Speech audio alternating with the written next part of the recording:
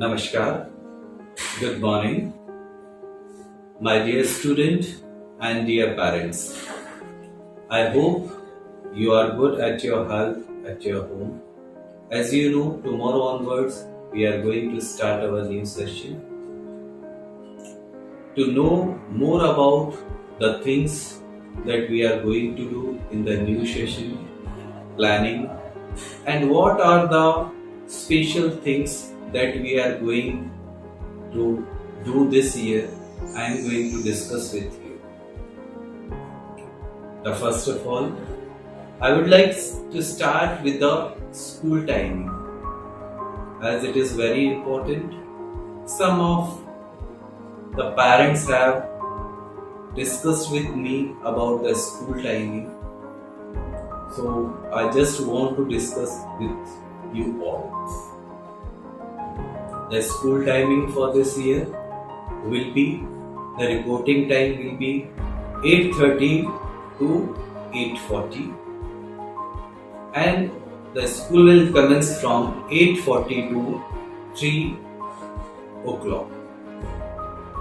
My dear parents, you might be thinking about why the school time is so lengthy. So let me know you.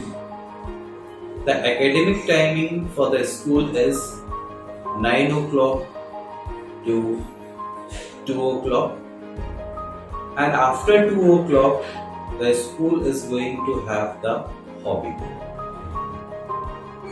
आदरणीय parents, जैसे कि आप जानते हैं, प्रत्येक वर्ष हम स्कूल में कुछ न कुछ नया करते रहते हैं ताकि सभी विद्यार्थियों का सर्वांगीण विकास हो सके। इस वर्ष भी विद्यालय ने कुछ नई चीजें करने का प्रयास किया है, और उस प्रयास में थोड़ा सा स्कूल टाइम हमने इंक्रीज किया है।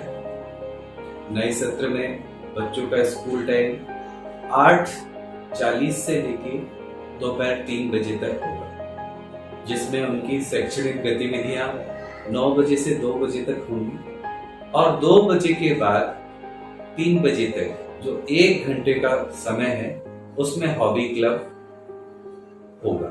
जैसा कि आप जानते हैं कि हॉबी क्लब में हमारे विद्यालय में विभिन्न तरह की गतिविधियां जो होती हैं उसके लिए विशेष रूप से टीचर अपॉइंटेड हैं, और उनके ही द्वारा बच्चों को एक विशेष रूप से प्रशिक्षण दिया जाता है। जैसे कि मान लीजिए आपका बालक क्रिकेट खेलना चाहता है, उसकी हॉबी क्रिकेट में है, और साथ ही साथ उसकी हॉबी डांस में भी है। ऐसी अवस्था में सामान्यतः पेरेंट्स क्या करते हैं, स्कूल से जाने के बाद बच्चों को स्पेशल क्रिकेट के लिए कोचिंग के लिए भेजेंगे, डांस की कोचिंग के लिए भेजेंगे, अगर बच्चा म्यूजिक में इंटरेस्ट है उसकी कोचिंग के लिए भेजेंगे, आर्ट एंड क्राफ्ट है उसकी कोचिंग के लिए भेजेंगे। ऐसे बहुत सारी गतिविधियां हैं जिसके लिए बच्चों पे हम एक्स्ट्रा बर्डन के रूप में उनको कोचिंग क्लासेस भेजते हैं। इसका परिणाम ये होता है कि बच्चों को खुद को अपने लिए टाइम नहीं मिलता है, बच्चे काफी बिजी हो जाते हैं, और साथ ही साथ पेरेंट्स पर आर्थिक दबाव भी डलता है। आपको जैसा ज्ञात है कि विद्यालय हमेशा अपने बच्चों के लिए बेहतर और उससे बेहतर करने का प्रयास करता है, और साथ ही ये भी ख्याल रखता है कि किसी भी पेरेंट्स पे किसी तरीके का आर्थिक दबाव ना हो। इसी को ध्यान में रखते हुए विद्यालय इस वर्ष हॉबी क्लब का आयोजन कर रहा है, जो सतत पूर्ण साल भर चलता रहे।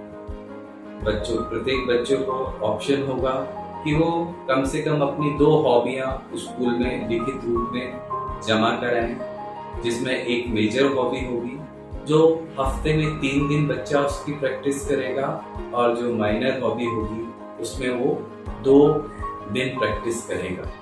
प्रत्येक शनिवार विद्यालय में सीसीए एक्टिविटी का आयोजन किया जाएगा, जिसमें विभिन्न तरह की गतिविधियां होंगी, स्पोर्ट्स होंगे, खेल होंगे, वाद विवाद प्रतियोगिताएं होंगी, बहुत तरह की एक्टिविटीज होती हैं आप सभी को ज्ञात है, वो विद्यालय में की जाएंगी। मुझे आशा है कि इस समय में आप हमें पूर्णतः सहयोग प्रदान करेंगे। आपको ये ध्यान रखना है कि बच्चे को किसी भी तरीके का पढ़ाई को लेकर मानसिक दबाव ज्यादा ना हो।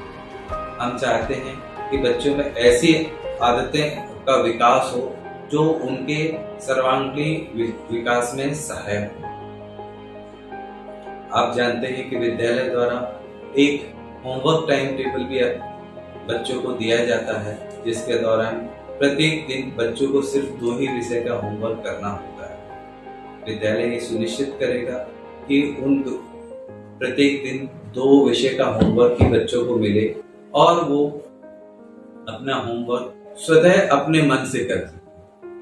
बच्चों के ऊपर ये होमवर्क का दबाव ना हो। जैसे जैसे बच्चों में होमवर्क करने की आदत आएगी, विकसित होगी, वह स्वयं ही सेल्फ स्टडी करना सीखेंगे और यही हमारा प्रयास है। विद्यालय किसी भी तरह की कोचिंग, ट्यूशन के लिए किसी भी छात्र या पालक को प्रोत्साहित नहीं करता और हम आशा करते हैं कि आप भी अपने बच्चों को किसी भी तरह की कोई भी अतिरिक्त कोचिंग में ना भेजें।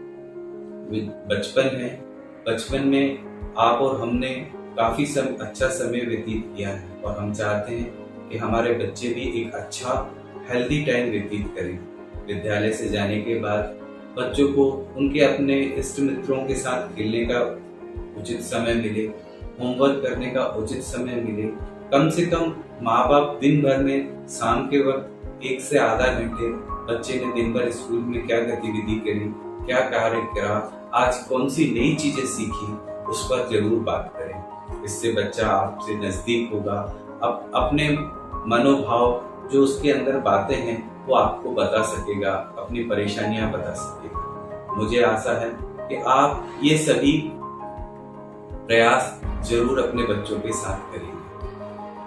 मैं आपका ध्यान इस ओर भी आकर्षित करना चाहता हूँ कि विद्यालय ने इस साल जो थीम रखी है वो public speaking. So the theme of this year is public speaking and writing skill. So we are going to work on these 2 skills of the student to develop. In this, their handwriting will be improved, their writing skill will be improved, and apart from that, how to behave and how to speak on the public stage, public places. On that we are going to work out. I hope you are going to support the school. आप सभी school को support करेंगे और हम सारा प्रयास करेंगे कि बच्चों को बेहतर से बेहतर एजुकेशन दें। जैसा कि आपको मालूम है कि इस वर्ष स्कूल में बच्चों के लिए हमने एक रोबोटिक्स लैब का शुभारंभ किया है। इसमें क्लास स्टैंडर्ड 1 से लेके 8 तक के बच्चे सभी को रोबोटिक स्किल्स प्रोवाइड की जाएगी। हर एक बच्चे की अपनी खुद की किट होगी ताकि वो स्वयं ही उन रोबोटिक स्किल्स पे काम कर सके। रोबोटिक किट रहेगी, वह स्वतः ही अपना प्रोजेक्ट बना सके। रोबोटिक 2 पार्ट में है। पहला पार्ट फर्स्ट टर्म में होगा जिसमें उनको प्रोग्रामिंग और बेसिक डिटेल बताई जाएगी। सेकेंड टर्म में बच्चों को रोबोटिक्स के प्रैक्टिकल कराए जाएंगे जिनको और उनको रोबोटिक किट्स अवेलेबल होगी। For every student there will be a separate kit and they can use it by their own. The kit will be kept in the school safely. Once the session is over, the kit will be handed over to the student and parent. So, इस तरीके की और नई से नई जो गतिविधियां हो सकती हैं, नया जो ज्ञान बच्चे प्राप्त करें, ऐसी कोशिश हम हमेशा करते रहें और आशा है इस वर्ष जो हम प्रयास कर रहे हैं वो आपको पसंद आएगा और आपका सहयोग सभी का हमें प्राप्त होता रहे। थैंक यू, धन्यवाद, जय हिंद।